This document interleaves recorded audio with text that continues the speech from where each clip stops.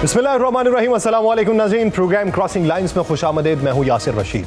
नाज़रीन, आबनाए हरमुज़ इस वक्त एक बार फिर आलमी सियासत और सलामती के मरकज़ में आ चुकी है, जहाँ अमरीका और ईरान के दरमियान कशीदगी न सिर्फ खित्ते बल्कि पूरी दुनिया के लिए एक मुस्तकिल खतरे की अलामत बन चुकी है। और ख़ास तौर पर अमरीकी सदर डोनाल्ड ट्रंप की जानिब से प्रोजेक्ट फ्रीडम के ऐलान ने इस सूरत हाल को मजीद हसास बना दिया है, जबकि ईरान ने वाज़े तौर पर इस इक़दाम को अपनी खुद मुख्तारी के खिलाफ करार देते हुए सख्त रद्द-ए-अमल जाहिर किया।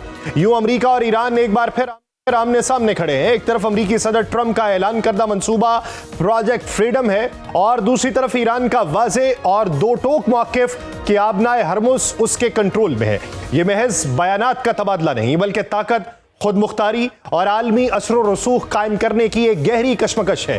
प्रोजेक्ट फ्रीडम को बज़ाहिर एक दिफाई और इंसानी हमदर्दी के मंसूबे के तौर पर पेश किया जा रहा है और अमरीकी मौक़िफ़ के मुताबिक इसका मकसद बराह रास्त जहाज़ों को तहफ़्फ़ुज़ फराहम करना ही नहीं बल्कि उनको महफूज रास्तों तक रहनुमाई और ईरानी हमलों के खदशात के पेश नज़र उनके करीब रहकर उनकी निगरानी करना है। ये बज़ाहिर एक सादा सी वजाहत दिखाई देती है, लेकिन इस सादा सी वजाहत के पसे पर्दा एक पेचीदा हिकमत अमली कार फरमा है। अमरीकी सेंट्रल कमांड के मुताबिक इस मिशन का असल मकसद आलमी जहाजरानी को आज़ादाना माहौल फराहम करना है, जबकि दूसरी जानिब ईरान के खिलाफ बहरी नाकाबंदी भी बरकरार रखी जाएगी। यूं अमरीकी पॉलिसी में मौजूद तजाद खुलकर सामने आ चुका है। एक तरफ आज़ादी की बात, दूसरी तरफ नाकाबंदी। एक तरफ अमन दोस्त होने का दावा, दूसरी तरफ ताकत का इजहार। यही वो बारीक लाइन है जहां सिफारतकारी और अस्करी हिकमत अमली को एक दूसरे से अलग करना मुमकिन नहीं रहता। ईरान ने अमरीकी मंसूबे को कबूल करने से इनकार कर दिया है। ईरानी क़यादत का मौक़िफ़ वाज़ेह है कि आबनाए हरमुज़ की सलामती का जिम्मेदार सिर्फ और सिर्फ ईरान है। ईरानी फौजी क़यादत ने दो टोक अल्फाज में कहा कि किसी भी गैर मुल्की मुसल्लह फोर्स और ख़ास तौर पर अमरीकी फ़ौज को इस इलाके में दाखिल होने की इजाज़त नहीं दी जाएगी और खिलाफ वर्जी की कोशिश की गई तो ईरान खामोश नहीं रहेगा। ईरान दर हकीकत यूं ये पैगाम दे रहा है कि आबनाए हरमुज़ सिर्फ एक बैनुल अक़वामी रास्ता नहीं बल्कि ये अब उसकी दिफाई हिकमत अमली का एक लाजमी जुज़ बन चुका है। ईरानी वज़ारत ख़ारिजा के तर्जुमान इस्माइल बकाई ने भी ये कहा कि ईरान इस आबी गुज़रगाह का निगहबान और मुहाफ़िज़ है और जहाज़ों की महफूज आमदरफ्त के लिए ईरानी हुकाम से राबिता नागुज़ीर है।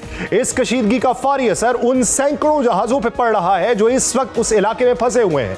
मुख्तलिफ कौमियतों से ताल्लुक़ रखने वाले तकरीबन 20,000 मल्लाह इस वक्त समंदर के बीच में गैर यकीनी सूरत हाल का सामना कर रहे हैं और एक तरह की कैद की जिंदगी गुजार रहे हैं। ये वो इंसानी अलमिया है जिसे अक्सर बड़ी ताकतों की सियासत में नजरअंदाज कर दिया जाता है। अक़वाम मुत्तहिदा ने भी इसी नुक्ते पर जोर दिया। अक़वाम मुत्तहिदा के मुताबिक सियासी बयानात, करारदादें और वोटिंग्स उन मल्लाहों की कोई मदद नहीं कर रही जो हफ्तों से समंदर में फंसे हुए हैं और इस वक्त सबसे ज्यादा जरूरत इस हवाले से अमली इकदाम उठाने की है। दिलचस्प बात यह है कि इस वक्त बयानियों की जंग सबसे ज्यादा शिद्दत इख्तियार किए हुए है। अमरीकी सदर ट्रंप एक तरफ यह दावा कर रहे हैं कि ईरान के साथ इंतहाई मुस्बत मुज़ाकरात जारी हैं और जल्द कोई बड़ी पेशरफ्त सामने आ सकती है। दूसरी तरफ वो ये भी वाज़ेह कर रहे हैं कि उनके मंसूबों में अगर मुदाखलत की गई तो ताकत का इस्तेमाल किया जाएगा। यह दोहरा पैगाम दरअसल अमरीका की उस क्लासिकल हिकमत अमली का हिस्सा है जिसके तहत वो एक जानिब मुज़ाकरात का दरवाजा खुला रखना चाहता है और दूसरी जानिब दबाव को बतौर हरबा इस्तेमाल करता चला जा रहा है। इन मुज़ाकरात की बुनियाद ईरान का एक 14 निकाती मंसूबा बन सकता है जो ईरान ने अमरीका को पेश किया। उस मंसूबे में ईरान ने वाज़ेह मुतालिबात रखे। अमरीकी अफवाज ईरान की सरहदों के करीब से वापस बुलाई जाएं, बहरी नाकाबंदी खत्म की जाए, खित्ते में तमाम अस्करी कार्रवाइयां रोक दी जाएं जिनमें लबनान में इजरायली कार्रवाइयां भी शामिल हैं। ईरान चाहता है कि ये तमाम मामलात 30 दिन के अंदर तय पाए जाएं, लेकिन अमेरिका एक बार फिर हठधर्मी पर कायम है। जहां बाज़ाब्ता तौर पे इस ईरानी मंसूबे की तस्दीक नहीं की गई, वहीं गैर रस्मी बयानात में भी इसे नाकाबिले कबूल करार दिया जा रहा है। ये वो मकाम है जहां सिफारतकारी मुश्किल हो जाती है और तसादुम के इम्कानात बढ़ जाते हैं। इस पूरे मंजरनामे में एक अहम किरदार उभरा है और वो है पाकिस्तान।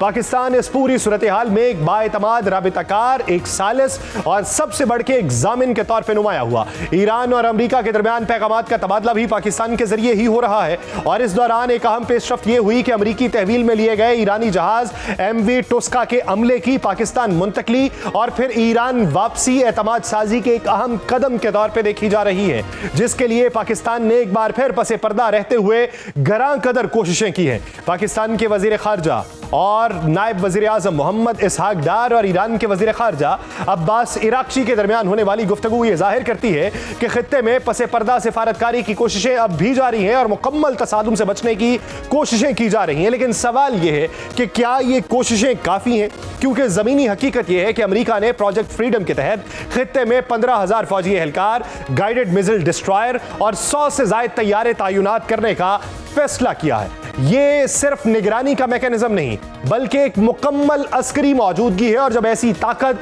किसी हसास इलाके में दाखिल होती है तो गलती की गुंजाइश तकरीबन खत्म हो जाती है।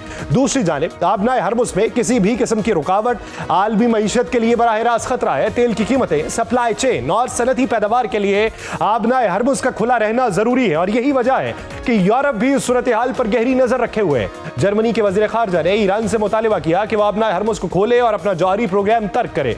यह बयान जाहिर करता है कि मगरबी इत्तेहाद इस मामले में एक मुश्तरका मौक़िफ़ इख्तियार कर रहा है, लेकिन ईरान के लिए यह सारा मामला सिर्फ एक समुद्री रास्ते पर अपनी गिरफ्त जमाने का नहीं बल्कि कौमी वकार और इलाकाई बालादस्ती कायम करने के लिए भी अहमियत इख्तियार कर चुका है। और यही वो मकाम है जहां से कहानी मजीद पेचीदा हो जाती है। इसकी सादा सी वजह यह है कि सदर ट्रंप के प्रोजेक्ट फ्रीडम को अगर सिर्फ एक सिक्योरिटी कदम समझ लिया जाए तो यह अधूरा तज्जिया होगा। दर हकीकत यह सिर्फ ईरान के लिए ही नहीं बल्कि पूरी दुनिया के लिए एक पैगाम है। अमेरिका यह जाहिर करना चाहता है कि आलमी तजारत के अहम रास्तों की निगरानी अब भी उसके हाथ में है और वो किसी भी रुकावट को बर्दाश्त नहीं करेगा। लेकिन ईरान शुरू दिन से ही इस बयानिए को मुस्तरद कर रहा है। ईरानी पार्लियामान की कौमी सलामती कमेटी के सरबराह इब्राहिम अजीजी ने वाज़ेह तौर पर कहा कि आबनाए हरमुज़ और खलीज फारिस को ट्रंप के ख्याली बयानात के जरिए नहीं चलाया जा सकता। यह ईरान की जानिब से अमरीकी शराइत और मुतालिबात का वाज़ेह इनकार है, एक ऐसा इनकार जो बराह रास्त तसादुम की बुनियाद बन सकता है। ईरान के अंदर भी कानून साजी के जरिए इसको कंट्रोल को मजीद मजबूत करने की कोशिश की जा रही है। पार्लियामान के नायब स्पीकर अली नेकजाद ने एक ऐसे कानून की तजवीज दी जिसके तहत अमरीकी और इजरायली जहाजों के अलावा आबनाए हरमुज़ से दीगर मुमालिक के जहाज कुछ फीस अदा करके गुजर सकते हैं। यह कानून अगर नाफिज हो जाता है तो यह आलमी जहाजरानी के निजाम में एक बहुत बड़ी तब्दीली होगी। यूं यह सवाल पैदा हुआ है कि क्या ईरान वाकई इस हद तक जा सकता है कि वह आलमी तजारत के इस अहम रास्ते को अपनी शराइत पर चला सके। इसका जवाब सादा नहीं, क्योंकि इसके असरात न सिर्फ अमेरिका बल्कि चीन, यूरोप और दीगर बड़ी मईशतों पर भी पड़ेंगे और पड़ रहे हैं। यही वजह है कि इंटरनेशनल मैरीटाइम ऑर्गेनाइजेशन जैसे इदारे इस बहरान को महज सियासी मसला नहीं बल्कि एक इंसानी और मुआशी बहरान के तौर पे देख रहे हैं। दूसरी जानिब अमेरिका की अस्करी हिकमत अमली भी वाज़ेह हो रही है। 15,000 एहलकार, जदीद बहरी जहाज, ड्रोन्स और तैयारे, ये सब इस बात की निशानदही करते हैं कि अमेरिका किसी भी मुमकिन तसादुम के लिए तैयार है। लेकिन सवाल यह है कि क्या यह तैयारी जंग को रोकेगी या ये खित्ते में एक नई कशीदगी का आगाज होगा। दोनों ही मुमालिक अगरचे मामला हल करना चाहते हैं लेकिन अपने अपने अवाम को मुतमईन करना भी उनके लिए एक चैलेंज साबित हो रहा है। तो अब सवाल यह है कि आगे क्या होगा। तस्वीर कुछ यूं है कि अमेरिका अगर अपना मिशन जारी रखता है और ईरान अपने मौक़िफ़ पर कायम रहता है तो तसादुम के इम्कानात बढ़ जाएंगे, और अगर किसी भी फरीक ने ताकत का इस्तेमाल किया तो उसके असरात फौरी तौर पर आलमी मंडियों में नजर आएंगे। इत्तलात ये है कि ईरान ने आबनाए हरमुज़ में एक अमरीकी जहाज को निशाना बनाया और उसकी वीडियो जारी की, लेकिन अमरीकी हुकाम ने इसकी अब तक तस्दीक नहीं की। यूं हालात एक बार फिर कशीदगी की जानिब बढ़ते दिखाई देते हैं, लेकिन इस सब के दरमियान एक उम्मीद की किरण भी मौजूद है और वो है मुज़ाकरा। ईरान अपने 14 निकाती मंसूबे के जरिए एक हल की तरफ बढ़ने की कोशिश कर रहा है और इस हवाले से संजीदा भी है, जिसके बायस दोनों फरीकों के बुनियादी मौक़िफ़ पे फर्क के बावजूद बातचीत का जारी रहना खुद एक मस्बत इशारा है। ईरान की जानिब से मुबैना तौर पर आबनाए हरमुज़ के करीब एक माल बरदार जहाज पर भी छोटी कश्तियों के जरिए हमला किया गया, जो खित्ते में तेजी से मामूल बनता जा रहा है। अगरचे उस हमले में अमला महफूज रहा, लेकिन उसके असरात महज एक वाक़े तक महदूद नहीं बल्कि ये उस बड़े जोग्राफियाई खेल का हिस्सा है जिसमें ईरान अमलन इस अहम बहरी गुजरगाह पर अपना कंट्रोल कायम करने की पोजीशन में आ चुका है। दूसरी जानिब अमेरिका की जानिब से ईरान की मौशी नाकाबंदी ने सूरत हाल को मजीद पेचीदा बना दिया है। अमेरिका की हिकमत अमली वाज़ेह तौर पर ईरान की मईशत को घुटने टेकने पर मजबूर करने की है, और इसी मकसद के तहत न सिर्फ ईरानी तेल की बरामदात को महदूद किया जा रहा है बल्कि हर उस जरिए को भी निशाना बनाया जा रहा है जो ईरान को माली सहारा फराहम कर सकता है। अमेरिकी हुकाम के बयानात से यह वाज़ेह तासुर मिल रहा है कि वह इस मौशी दबाव को एक हथियार के तौर पर इस्तेमाल कर रहे हैं ताकि ईरान को मुज़ाकरात की मेज पर झुकने पर मजबूर किया जा सके। ईरान ने इस दौरान अमरीकी दबाव का जवाब रिवायती अंदाज में नहीं बल्कि एक मरबूत हिकमत अमली के जरिए दिया, जिसमें अस्करी दबाव, इलाकाई असर व रसूख और सिफारती पेशकशें शामिल हैं। अहम बात यह है कि ईरान की जानिब से दी गई तजवीज़ में जौहरी प्रोग्राम का जिक्र न होना खुद एक बड़ा इशारा है कि ईरान इस मामले पर कोई समझौता करने के लिए तैयार नहीं, जबकि अमरीका इस नुक्ते को मुज़ाकरात के मरकज में वापस लाना चाहता है। एक जानिब अमरीकी सदर ट्रंप ईरान की पेशकश का जायजा लेने की बात करते हैं तो दूसरी तरफ वो इसके काबिल कबूल होने पर शुबहात का इजहार भी करते हैं। उनका यह कहना है कि ईरान ने गुज़श्ता दहाइयों में अपने इक़दामात की कीमत अदा नहीं की। दरअसल ये उस वसीतर अमरीकी बयानिए का हिस्सा है जिसके तहत ईरान को एक जारह रियासत के तौर पर पेश किया जा रहा है। ईरान के अंदरूनी हालात भी इस कशमकश से बुरी तरह मुतासिर हो रहे हैं। ईरानी रियाल की मुसलसल गिरावट, महंगाई में इजाफा, बेरोजगारी और सनती सरगर्मियों में कमी इस बात की निशानदही करती है कि अमरीकी मुआशी दबाव अपना असर दिखा रहा है। अवामी सतह पर बेचैनी बढ़ रही है और अगर ये सिलसिला जारी रहा तो दाखिली अदम इस्तेहकाम भी शिद्दत इख्तियार कर जाएगा। लेकिन इसके बावजूद ईरानी क़यादत एक बार फिर जारहाना अंदाज इख्तियार कर रही है, जो इस बात का सबूत है कि ईरान इस बहरान को सिर्फ मुआशी जाविये से नहीं बल्कि एक स्ट्रेटेजिक मुकाबले के तौर पर देख रहा है। पासदारान इनकलाब का हालिया बयान उसी सोच की अक्कासी करता है जिसमें अमरीका के लिए सिर्फ दो रास्ते बयान किए गए, एक ईरान के खिलाफ नामुमकिन फौजी कार्रवाई या दूसरा ईरान के साथ एक बुरा मुआहिदा। यह बयान दरअसल एक नफ्सियाती दबाव की कोशिश भी है जिसका मकसद यह पैगाम देना है कि ईरान ना तो अस्करी तौर पर आसान हदफ है और ना ही सिफारती तौर पर झुकने के लिए तैयार। उस बयान में चीन, रूस और यूरोप के बदलते हुए बयानियों का भी हवाला दिया गया जो इस बात की तरफ इशारा करता है कि ईरान अब भी आलमी तौर पर तन्हा नहीं है। खत्ते की सूरत हाल को मजीद पेचीदा बनाने वाला उनसर लबनान में जारी कशीदगी है, जहां इजराइल और हिजबुल्लाह के दरमियान झड़पें जारी हैं। ये अगरचे एक अलहदा महाज है लेकिन हकीकत में ये उसी बड़े तनाज़े का तसलसल है जिसमें ईरान बिलवास्ता तौर पर शामिल है। इस तरह ये बहरान सिर्फ ईरान और अमरीका तक महदूद नहीं बल्कि कसीर जहती इलाकाई तनाज़े की शक्ल इख्तियार कर चुका है। और इस दौरान नाबनाए हरमुज के हवाले से जारी कशीदगी ने दुनिया को यह सोचने पर मजबूर कर दिया है कि क्या वाकई कोई ऐसा जमीनी या मुतबादिल रास्ता मौजूद हो सकता है जो इस हसास बहरी गुजरगाह पर इन्हसार कम कर दे। और इसी खला को पुर करने के लिए शाम ने अपने जुग्राफियाई मोहल्ले वकू को बुनियाद बनाकर एक नया बयानिया तरतीब दिया। शाम की क़यादत का मौक़िफ़ है कि वो खलीजी मुमालिक, तुर्की और यूरोप के दरमियान एक ऐसा पुल बन सकता है जो न सिर्फ तवानाई बल्कि तजारती सामान की तरसील के लिए भी महफूज और मौसर रास्ता फराहम कर सकता है। इसी सोच के तहत 4Cs और 4+1 जैसे मंसूबे सामने लाए हैं जो बज़ाहिर एक बड़े इलाकाई नेटवर्क की तश्कील की कोशिश है। 4Cs मंसूबा दरअसल एक वसी तस्वुर पेश करता है जिसमें खलीज, बहराए रोम, बहराए कैस्पियन और बहराए अस्वद को एक मरबूत निज़ाम के जरिए जोड़ने की बात की गई। इसका मकसद यह है कि तवानाई की तरसील के लिए एक ऐसा मुतबादिल इंफ्रास्ट्रक्चर बनाया जाए जो मुख्तलिफ जोग्राफियाई हुदूद को अबूर करते हुए नई राहें खोल सके। दूसरी जानिब 4+1 मंसूबा इससे एक कदम आगे बढ़कर जमीनी तवानाई राहदारियों की तश्कील पर जोर देता है ताकि बहरी रास्तों पर इन्हसार कम किया जा सके। इसका बुनियादी ख्याल यह है कि खत्ते की मईशतों को इस तरीके से जोड़ा जाए कि तवानाई और तजारत के बहाव में तसलसल बरकरार रहे। लेकिन इस मंसूबे पर अमल दरामद इस कदर सादा नहीं। शाम को सबसे पहले अपने अंदरूनी मसाइल का सामना है जहां बरसों की खाना जंगी ने उसके बुनियादी ढांचे को शदीद नुकसान पहुंचाया। इन हालात में किसी भी बड़े मंसूबे का आगाज महज ऐलानात से मुमकिन नहीं बल्कि उसके लिए भारी सरमायाकारी, वक्त और इस्तेहकाम दरकार है। सिक्योरिटी भी एक बड़ा सवाल है।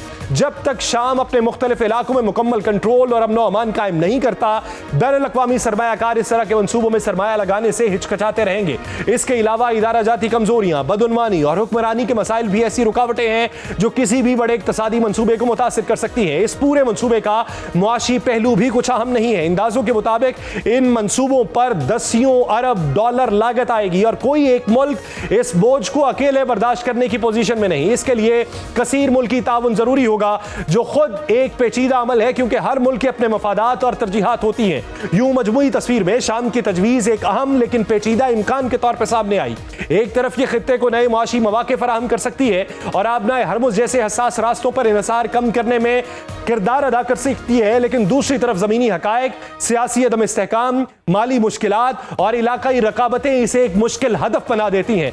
यही तजाद इस पूरे मंसूबे की असल कहानी है जहां इम्कानात और रुकावटें साथ साथ चलती दिखाई देती हैं और मुस्तकबिल का दारोमदार इस बात पर है कि शाम इन चैलेंजेस को किस हद तक कर पाता है। इस पूरे मंजरनामे का अहाता किया जाएगा, लेकिन एक शॉर्ट ब्रेक के बाद कहीं नहीं जाएगा। Stay with us.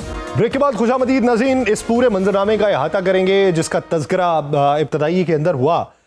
इसी पर बात करने के लिए हमारे साथ मौजूद हैं एक्स एम्बेसडर रह चुके हैं और vice admiral retired Khan Hisham bin Siddique साहब ने हमें ज्वाइन किया है। खान साहब, बहुत शुक्रिया सर आपके वक्त का। और इसके साथ तज्ज़ियाकार हैं, न्यूक्लियर फिजिस्ट हैं डॉक्टर परवेज़ हूद भाई। डॉक्टर साहब, आपका भी मैं मशकूर हूँ। एडमिरल साहब, सबसे पहले मैं आपकी तरफ आता हूँ। आप क्या समझते हैं इस वक्त जो आबनाए हरमुज़ वाला मामला है? एक तरफ हम ये देखते हैं कि वहाँ पे टेंशन भी बढ़ रही है, एक तरफ प्रोजेक्ट फ्रीडम का तज़किरा हो रहा है, दूसरी तरफ एक जहाज़ जो है जो पहले कब्जे में लिया गया था इंसानी बुनियादों के ऊपर, उसे पाकिस्तान के हवाले कर दिया जाता है। तो ये पूरा मामला जा किस तरफ को रहा है? आबनाए हरमुज़ के अंदर इस वक्त जो बढ़ती हुई टेंशन है, ये किसी नई जंग का पेश खैमा है या फिर जंग के इख्तिताम की इब्तदा है? बिस्मिल्लाहिर्रहमानिर्रहीम, बहुत शुक्रिया। सबसे पहले मैं आखिरी हिस्से का मैं जवाब देना चाहता हूँ। मैं ये समझता हूँ कि अगर हम 2 हफ्ते पहले we were optimistic about the peace, 2 हफ्ते गुजरने के बाद मैं ये समझता हूँ कि हम एक एक्टिव वॉर फाइटिंग की तरफ जा रहे हैं। Although behind the scenes negotiations जारी हैं और दोनों तरफ से प्रपोजल और काउंटर प्रपोजल आ रहे हैं, which is a good sign. चूंकि इश्यूज कॉम्प्लेक्स हैं और इसके लिए ये टाइम चाहिए, तो आई थिंक ये टाइम जो है ये अफोर्ड हो गया 2-3 हफ्ते का, जिससे जो है कुछ हेडवे होगा। जहाँ तक ब्लॉकेट का ताल्लुक है, तो आपको याद होगा कि जब फर्स्ट राउंड ऑफ नेगोशिएशन हुई उस वक्त ईरान ने स्टेट ऑफ हॉर्मुज़ को ब्लॉकेट किया हुआ था, जबकि उनके अपने जहाज जो even during the height of war fighting उनके चलते रहे और उन्होंने, इट इज़ रिपोर्टेड कि तकरीबन 1 महीने में या 40 दिन में $5 बिलियन का ज़र मुबादला कमाया। उसके बाद जब पीस नेगोशिएशन स्टार्ट हुई और फिर स्टेट ऑफ हॉर्मुज़ ओपन हो गई और उसको मौका गनीमत जानते हुए यूएस नेवी मूव्ड इन और उन्होंने ईरानियन पोर्ट्स का ब्लॉकेट कर। तो ये जो ब्लॉकेट ईरानियन पोर्ट्स का हुआ वो एक इम्पैक्टफुल चीज़ है, उन पे इम्पैक्ट हो रहा है और they are feeling the pinch.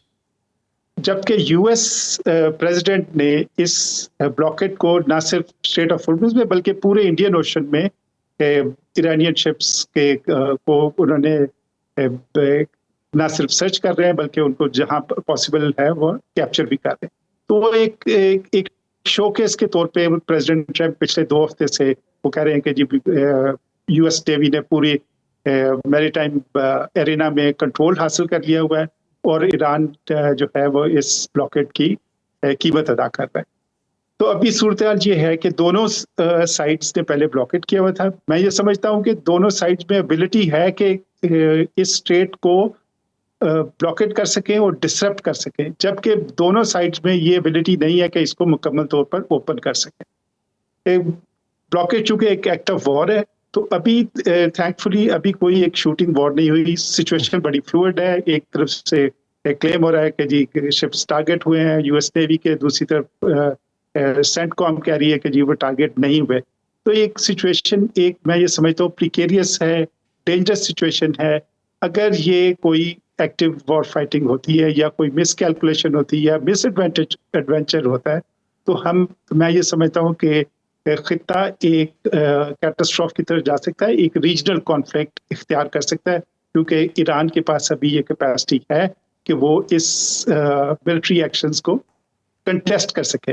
But bottom line ये है कि मिलिट्री एक्शन से जो उनके पॉलिटिकल ऑब्जेक्टिव्स थे, वो चाहे वो रजीम चेंज हो, चाहे वो ईरान को कैपिचुलेट करना, वो दोनों हासिल नहीं कर सके। तो मेरा अपना ख्याल है कि दोनों साइड्स एक मैक्सिमलिस्ट पोजीशन ले रही हैं, एक पोस्चरिंग कर रही हैं, ताकि लेकिन सवाल ये कि पोस्चरिंग फायदा किसको देगी, ये एक अहम सवाल है। डॉक्टर साहब, आप क्या सर समझते हैं कि पोस्चरिंग तो दोनों तरफ से हो रही है? उसमें एक तरफ तो ये कहता है कि पोस्ट वॉर सिचुएशन जो है या वो पोजीशन जो है उस पे बात होगी, हम उससे पहले वाली पोजीशन पे बात नहीं करेंगे। यानी ईरान ये कहता है कि आबनाए हरमुज़ पे कंट्रोल हासिल हो चुका, जब हम मुज़ाकरात की मेज पे बैठे थे तो उस वक्त ये चीज हमारे हाथ में थी, तो ये हम वापस नहीं कर सकते। तो आप क्या समझते हैं कि इसको मुस्तहकम मिजाजी के तौर पे ईरान किस हद तक लेके चल सकता है या कहां तक जाके ईरान को ये पोजीशन छोड़ना पड़ेगी? ईरान को ये पोजीशन तो छोड़नी पड़ेगी। मेरा ख्याल है कि कोई मुल्क ये बर्दाश्त नहीं करेगा कि हॉर्मोज का मुकम्मल कंट्रोल ईरान के हाथ में हो, और ये अगर ओमान के साथ मिलकर भी करता है तो भी ये मेरा ख्याल है एक्सेप्टेबल नहीं होगा। लेकिन इसको बार्गेनिंग चिप के तौर पर इस्तेमाल करना बहुत ही, मैं समझता हूं कि एक अच्छी स्ट्रेटजी है। और ठीक है, और चीजों पर इन्हें कुछ ले दे करनी होगी, कुछ गिव एंड टेक करना होगा, लेकिन ये एक मैक्सिमलिस्ट पोजीशन है जो ठीक है। और मेरा ख्याल है कि ईरान के पास अब ये वसाइल भी हैं कि वो इसे अपने हॉर्मोज को ब्लॉक कर सके। अमेरिका के पास भी है, उसकी जो बहरी ताकत है वो ईरान से कहीं ज्यादा है, लेकिन ईरान के पास। लेकिन डॉक्टर साहब मेरा एक सवाल है कि दोनों तरफ से, यानी एक तरफ अपने 3 बहरी बेड़े लाके खड़े करना, तैयारा बरदार जहाज, 200 से ज्यादा फाइटर जेट्स उसके ऊपर रखना, फिर हजारों की तादाद में अपने मरीन्स और पैराट्रूपर्स और फौजियों को वहां पे तैनात करना, और उनके साथ फिर डिस्ट्रॉयर्स रखना, और फिर न्यूक्लियर सबमरीन की दावेदारी करना, ये एक तरफ है, और दूसरी तरफ छोटी छोटी कश्तियों से इस पूरे इलाके का कंट्रोल हासिल करना। तो ये सूदमंद किसके लिए है? जी देखिए, जारियत है, अमेरिका की तरफ से खुली जारियत है। और ट्रंप ने तो कहा कि we are proud to be pirates यानी कि वो फख्र महसूस करते हैं कि वो एक इंटरनेशनल वाटरवे में जहाजों को पकड़कर उनका माल, उनकी दौलत सब जब्त कर ले। तो ये तो खुलम खुला चोरी है, और क्या लफ्ज इस्तेमाल हो सकता है। पायरेसी जो एक बहुत बड़ा जुर्म समझा जाता है आजकल की दुनिया में, और जो खत्म हो गया था आज से कुछ 100 साल पहले, लेकिन अमेरिका इस पे तुला हुआ है। और जब तक ट्रंप को इलेक्शन में मार नहीं पड़ती तो मेरा नहीं ख्याल है कि वो पीछे हटेगा, क्योंकि उसके पीछे जो इजरायली लॉबी है अमेरिका में वो तो पूरी तरह से डटी हुई है, और अब भी कोई ऐसे आसार नहीं है कि वहां वो इस अपनी गिरफ्त को कुछ कम कर रहे हैं। लिहाजा मैं समझता हूं कि नवंबर में या नवंबर से पहले जब ये पता चलेगा ट्रंप को कि अमेरिका के आम लोग इस जंग को कितना शदीद नापसंद करते हैं और उनको कितनी चोट लग रही है इस वक्त, उस वक्त तक ये अपनी जारियत जारी रखेगा। एडमिरल साहब, आप क्या समझते हैं? सर, माना कि अमेरिका दुनिया की ताकतवर तरीन रियासत है, उसकी मईशत दुनिया की बड़ी मईशतों में शुमार होती है, लेकिन इस बहरी नाकाबंदी के ऊपर होने वाला रोजाना की बुनियाद पे खर्च, और दूसरी तरफ ईरान की हैसियत को देखते हुए उसका होने वाला खर्च, अगर इनका मुवाजना किया जाए तो नुक्ता बर्दाश्त दोनों का कब तक और कहां तक हो सकता है? तो देखिए, ये बिल्कुल वैसी बात है जैसे अफगानिस्तान में मैं डॉक्टर साहब मैं एडमिरल साहब का इस पे मौक़िफ़ ले लूं सर, फिर आपकी तरफ आता हूं सर।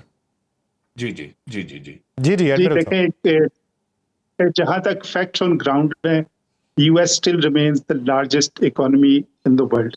जो आपने बात की कि जी अमेरिका के पास बहरी बेड़े हैं, US is the premier military power in the world. जब आपके ग्लोबल एम्बिशंस हों तो, और आपने पॉलिटिकल ऑब्जेक्टिव्स वर्ल्ड वाइड हों, तो आपको एक ब्लू वाटर नेवी चाहिए जिसमें एक्सपीडिशनरी स्ट्राइक ग्रुप्स भी चाहिए, उसमें कैरियर ग्रुप्स भी चाहिए, उसमें कंटिन्यूस एट सी डिटरेंस के लिए न्यूक्लियर सबमरीन्स भी चाहिए। तो वो ये जो सारा जो साजो सामान है और जो नेटो का अलायंस है वो एक लार्जर कॉन्टेक्स्ट में है, और इसीलिए वेरियस कमांड्स हैं जिसके थ्रू जो पॉलिटिको मिलिट्री ऑब्जेक्टिव्स हासिल करते हैं।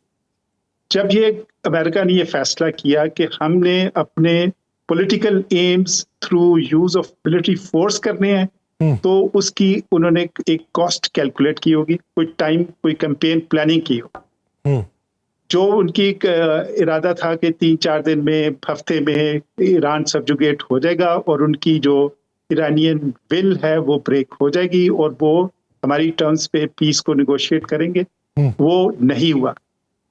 इसकी दो वजह हैं। एक तो ईरानियन को बहसियत कौम, उनकी ब्रेवरी, उनका करेज और उनकी परसिवरेंस और रेजिलियंस। ठीक। दूसरा जो नेचर ऑफ वॉरफेयर आजकल दुनिया में चेंज हो चुका है, उसमें जो एसिमेट्रिक कैपेबिलिटीज हैं, चाहे वो साइबर के सिलसिले में हो, चाहे वो ऑटोनमस व्हीकल्स अंडर वाटर हो, autonomous vehicles on the surface हो, या कामाकाजी ड्रोन्स हो कि जो कि चीप हैं और जो एक्सेसिबल हैं।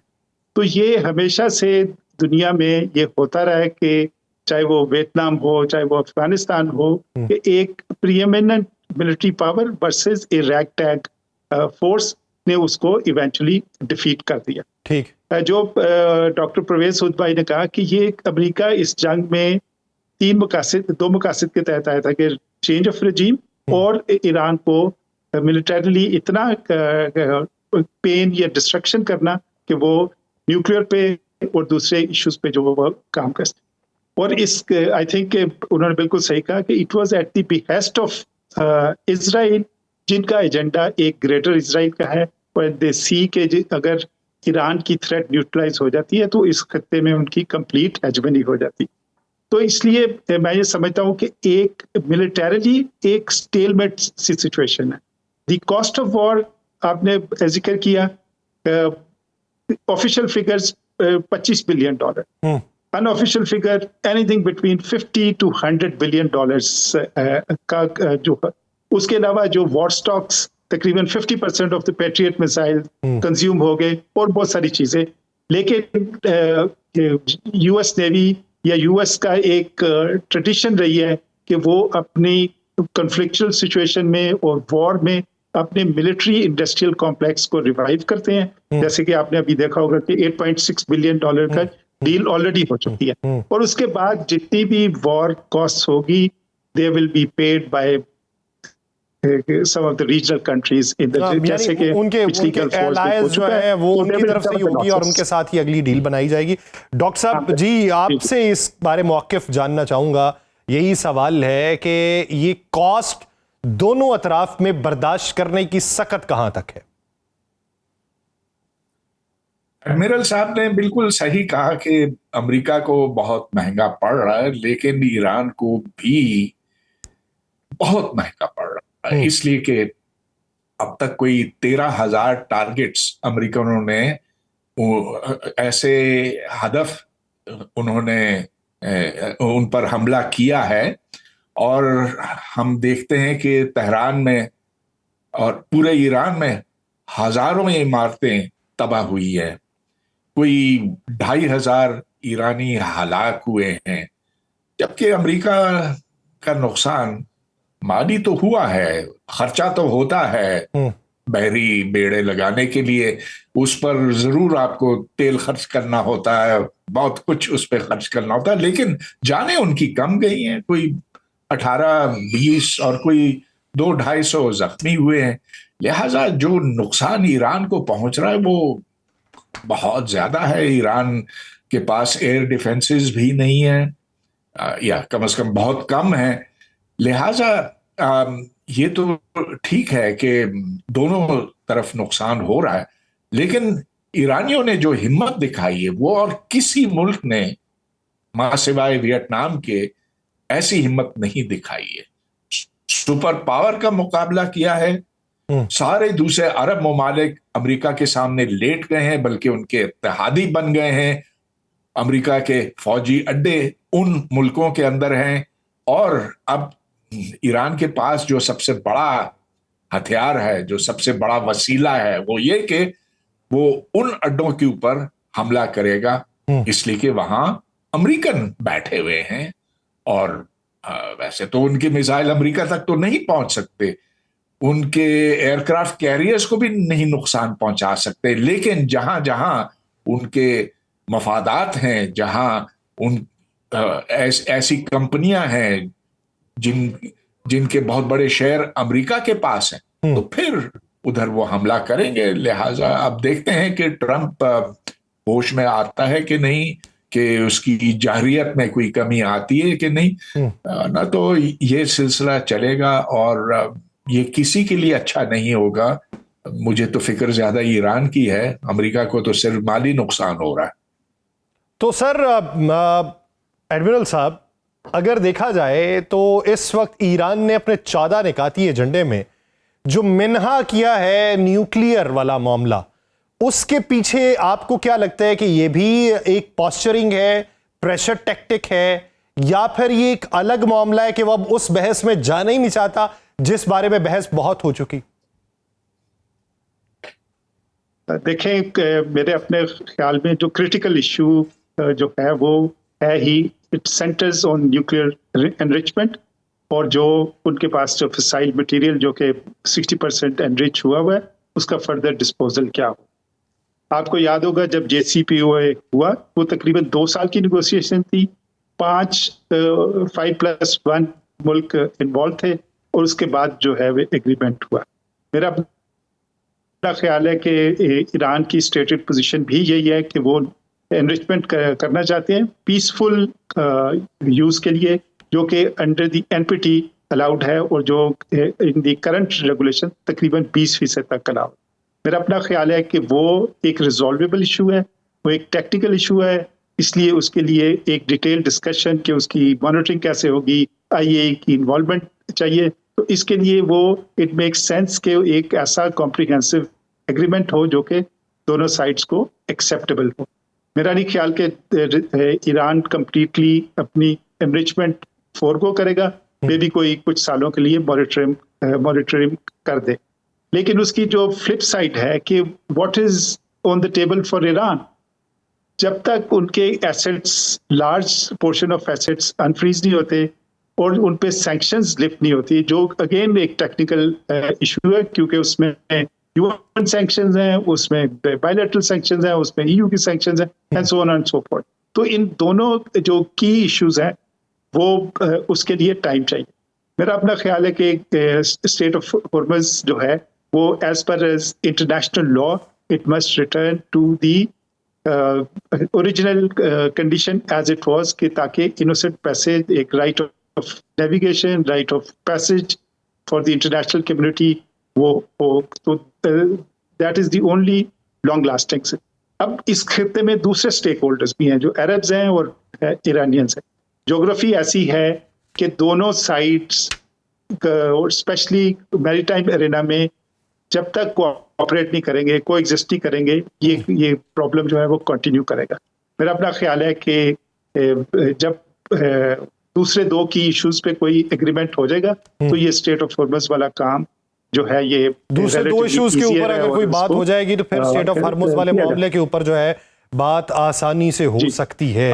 लेकिन जो मुतबादिल रास्तों के बारे में गौर किया जा रहा है उसके ऊपर बिलखुसूस बात करनी है, लेकिन एक शॉर्ट ब्रेक के बाद दोनों मेहमान हमारे साथ ही मौजूद हैं। नाज़रीन, ब्रेक से वापस आएंगे, गुफ्तगू को यहीं से कंटिन्यू करते हैं, कहीं नहीं जाएगा। Stay with us. ब्रेक के बाद खुशामदीद। नाज़रीन, मुतबादिल रास्ते, आबनाए हरमुज़ का मुतबादिल क्या हो सकता है जिसके बारे में गौर किया जा रहा है। इस ज़मन के अंदर शाम का नाम बड़ा ज़ेर बहस है, लेकिन क्या ये मामला जो है काबिल कबूल हो सकता है, क्या काबिल अमल हो सकता है, क्या इसके ऊपर होने वाली सरमायाकारी में तमाम अतराफ से फौरी तौर पे कोई फैसला हो सकता है? ये एक बुनियादी सवाल है, क्योंकि इस तरह के मामलात, इस तरह की तरजीहात, इस तरह की सिफारिशात, इस तरह की गुजारिशात या इस तरह की तौजीहात जो है वो मुख्तलिफ अदवार में सामने आती रहती हैं, लेकिन उसके ऊपर अमल होना ये सबसे अहम सवाल होता है।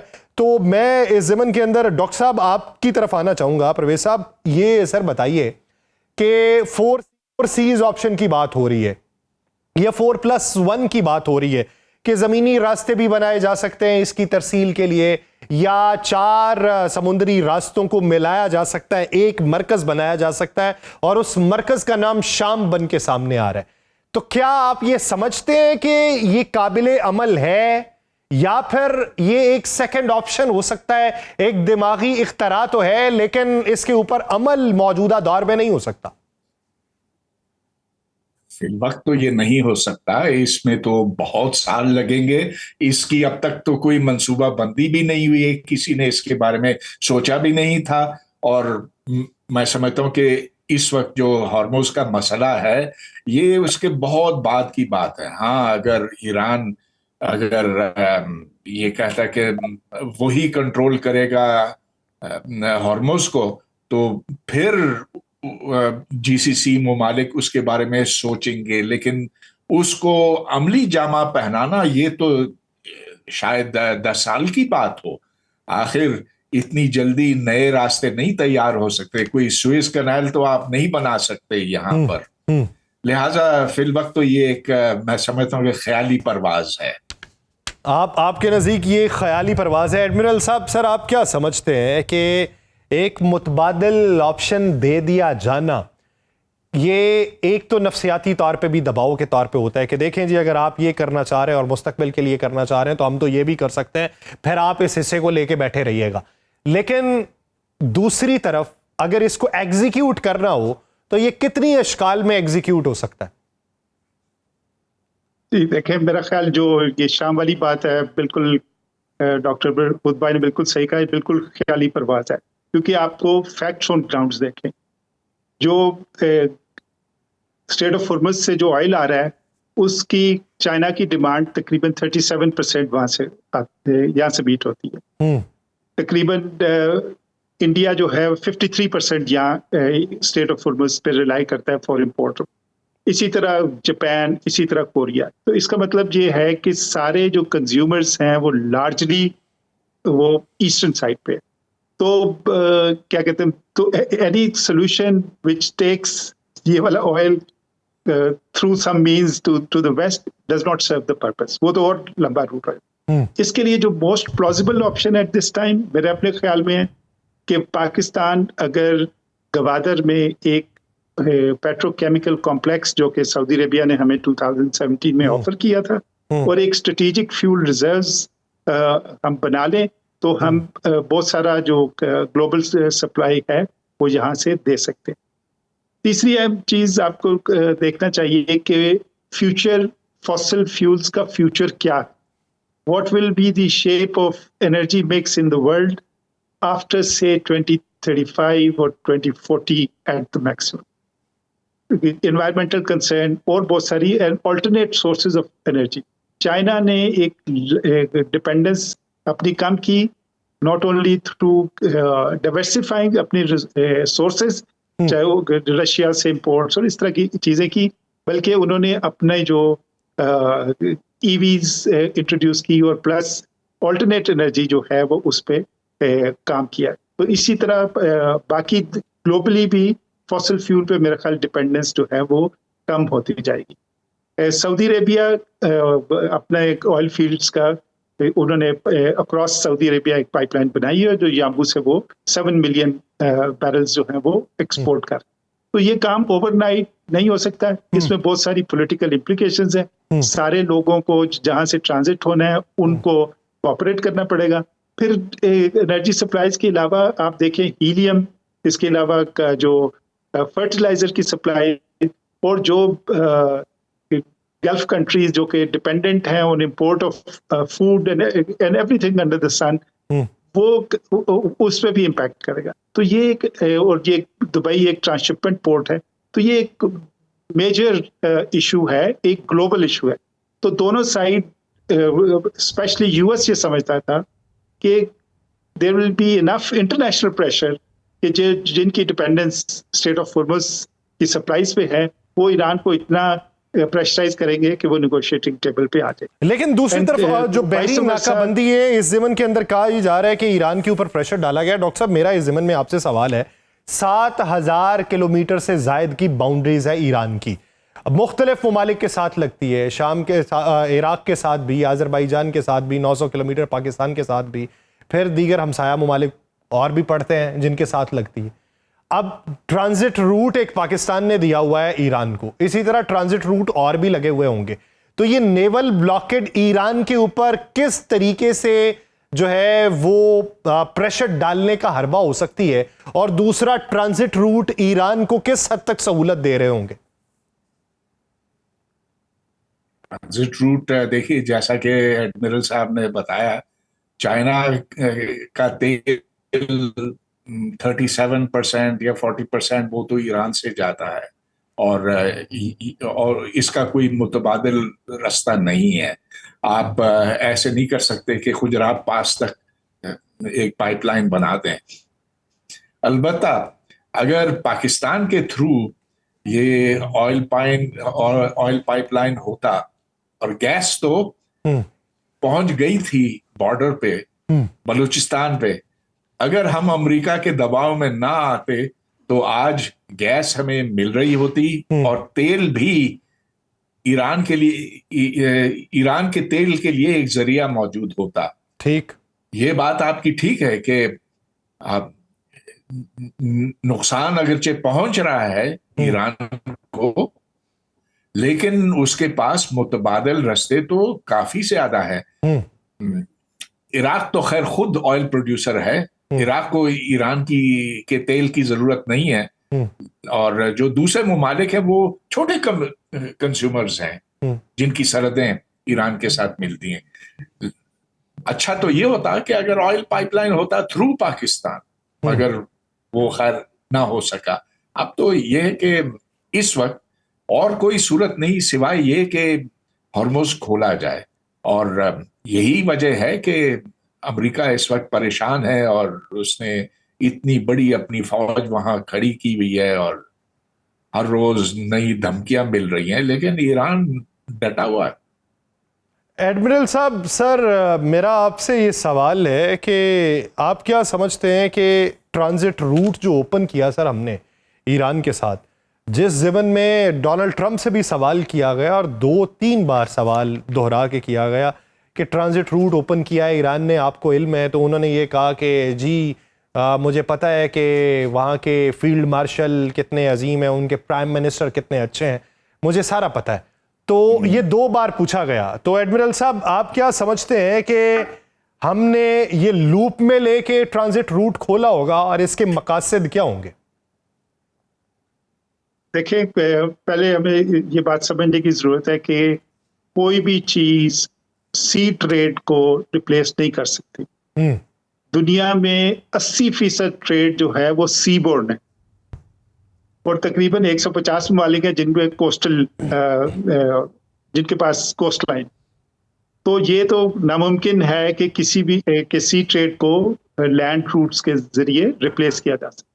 जहां तक ट्रांजिट रूट्स की बात है, तो मैं ये समझता हूँ कि ये एक बहुत अच्छी डेवलपमेंट है कि एक हमारे नेबरिंग मुल्क जिसकी पोर्ट्स ब्लॉकेड हुई हैं, जबकि ईरान अपनी एक्सपोर्ट्स पे 90% इन्हिसार करता है। जो ब्लॉकेड का जो की इम्पैक्ट हो रहा है वो उनको जो कैश स्ट्रैप हो गए हैं, वो तकरीबन daily according to US estimate 400 या 500 बिलियन डॉलर का ट्रेड हो रहा था, मेनली एनर्जी सप्लाईज का। जबकि अभी तकरीबन वो ट्रिकल हो गया, क्योंकि ब्लॉकेड 100% नहीं हो सकता, कुछ जो है जहाज जो है वो ब्लॉकेड को रन कर लेते। तो मैं ये समझता हूँ कि as far as Pakistan being a responsible state, responsible neighbouring state, जबकि ईरान के general population under the impact of blockade है, तो हम ह्यूमैनिटेरियन सप्लाई और जो क्रिटिकल सप्लाईज जो उनको चाहिए तो वो पाकिस्तान के थ्रू रूट हो रही हैं और होनी चाहिए, और जो कुछ ट्रेड वहां से कुछ हो सकता है, कुछ सेम्बलेंस ऑफ इट, वो ताकि एक जो है एक रूट खुला रहे और एक कंप्लीट कट ऑफ या कंप्लीट ब्लॉकेड दुनिया में ना हो। तो मेरा ख्याल है कि ये फार-फेच्ड आइडिया है कि जी सी ट्रेड को रिप्लेस किया जाता है pipeline. Connectivity, road networks, pipelines दुनिया में एक इकोनॉमिक डेवलपमेंट की नवीद लाती है, तो बिल्कुल बचा है, और हमारी कनेक्टिविटी होनी चाहिए रीजन में भी और सेंट्रल एशिया और बाकी ममालिक के साथ होनी चाहिए। लेकिन मैं ये समझता हूँ कि जब तक ये स्ट्रेट ऑफ हॉर्मुज़ नहीं खुलेगी, सिचुएशन नॉर्मलाइज नहीं हो सकती। आज ही अगर ये प्रेसिडेंट सेट हो जाए तो कल को फिर ये बाबुल मंदब बंद हो जाएगा, कल को बाबुल मंदब भी बंद होगा, और उसके बाद हर जगह पे बंदिशें जो है वो देखने में आती रहेंगी, और समुद्री रास्तों का मुतबादिल ज़मीनी रास्ते तो नहीं हो सकते। लेकिन अभी कहीं ना कहीं हौसला अफजा इकदाम तो है कि इंसानी बुनियादों के ऊपर ईरान की रियासत के साथ जो है ये ट्रेड जो है वो खुली रखी जा सके। बहुत शुक्रिया खान सिद्दीक साहब और डॉक्टर परवेज़ हूद भाई साहब इस हवाले से अपना वक्त देने के लिए। नाज़रीन, प्रोग्राम का वक्त खत्म हुआ चाहता है, मुझे दीजिए इजाज़त, आपसे मुलाकात होगी कल के रोज़। अपना बहुत सा ख्याल रखिएगा, अल्लाह ने के बाद।